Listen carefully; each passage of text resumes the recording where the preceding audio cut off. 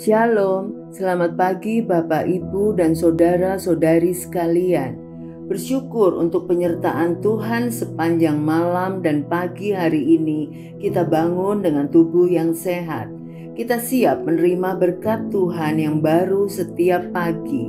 Mari kita berdoa untuk siap mendengar renungan firman Tuhan. Selamat pagi Bapak. Kami bersyukur untuk hari yang baru dan berkat yang baru pada pagi hari ini. Terima kasih untuk anugerah-Mu.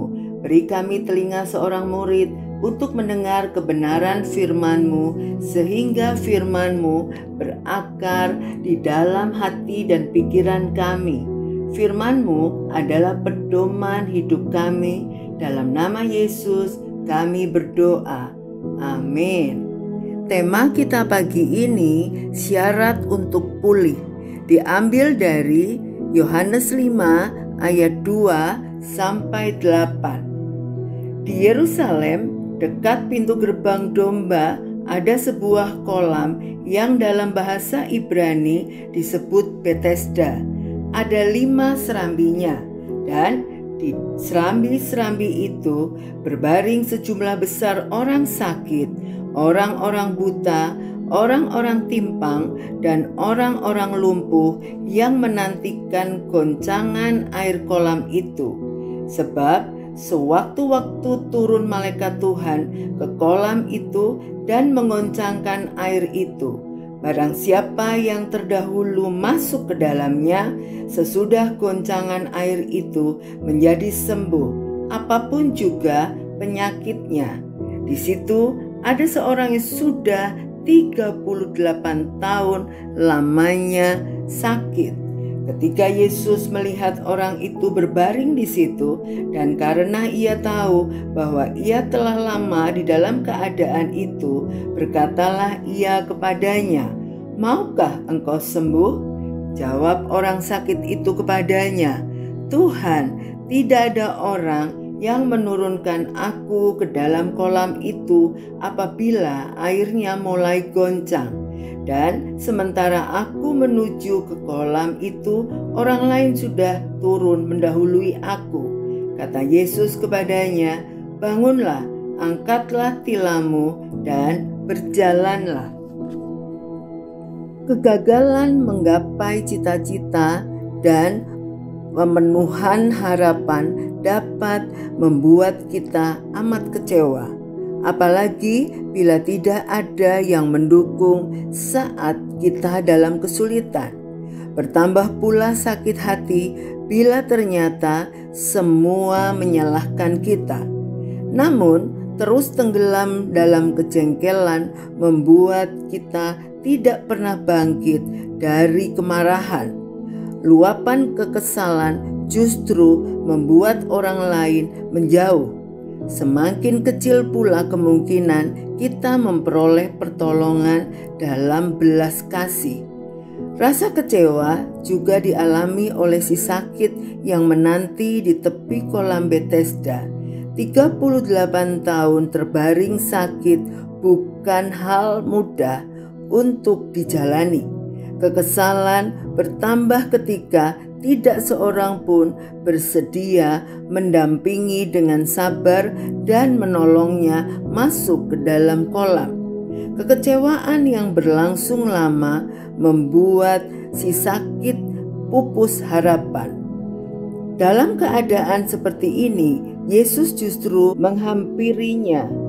Namun, pertanyaan Yesus tampak aneh. "Maukah engkau sembuh?" Yesus pun memerintahkan dia mengangkat tilam dan berjalan, meskipun hari itu adalah Sabat. Tuhan menggunakan cara pemulihan yang berbeda dengan yang pernah si sakit bayangkan. Syaratnya dia harus ikut perintah tanpa banyak bertanya, juga berjanji agar ada pertobatan yang sungguh dari dosa. Pemulihan menuntut kemauan kuat untuk sembuh, juga adanya perubahan sikap dan cara pandang. Kesembuhan tidak harus terjadi secara ragawi, juga tidak sama dengan yang kita bayangkan. Waktunya pun tidak pasti. Yang dituntut dari kita adalah menjalankan apapun yang Dia perintahkan, juga tidak menggerutu sembari terus menjaga kekudusan hidup. Saya pernah melayani seorang ibu yang sangat terluka karena suaminya berselingkuh. Ibu ini begitu pedih, marah, sakit hati, sampai setiap hari berada di kamarnya dan tidak bisa melakukan kegiatan apapun. Bahkan sampai stres berat dan ingin mati. Waktu saya ajak sharing ibu ini dan fokus kepada kasih Yesus dan percaya hanya Yesus yang bisa mengubah suaminya, saya ajak ibu ini membuang segala kecewa dan luka hatinya dan terus berdoa bahwa Tuhan pasti menjamah hati suaminya. Ibu ini langsung berubah pikiran dan hatinya. Dia semangat melayani ibu-ibu lain yang punya pengalaman yang sama dengan dia. Begitu banyak ibu-ibu lain yang dipulihkan. Ibu ini begitu antusias melayani jiwa-jiwa bahwa masalahnya bisa memberkati orang lain, dan ibu ini tetap percaya penuh suatu hari nanti Tuhan pasti memulihkan keluarganya. Pemulihan terjadi oleh perubahan cara bersikap dan kesediaan mentaati apapun yang Allah perintahkan. Mari kita berdoa. Terima kasih Tuhan Yesus untuk kebenaran firman-Mu pada pagi hari ini. Kami mau belajar untuk fokus kepada Tuhan, fokus kepada pertolongan Tuhan yang tidak terlambat. Kami tidak mau fokus kepada masalah kami, karena kami percaya saat kami fokus kepadamu, Engkau akan memberi jawaban yang sangat tepat di waktu yang terbaik. Terima kasih Tuhan, kami bersyukur hanya di dalam nama Tuhan Yesus. Haleluya. Amin. Selamat beraktivitas. Tuhan Yesus memberkati.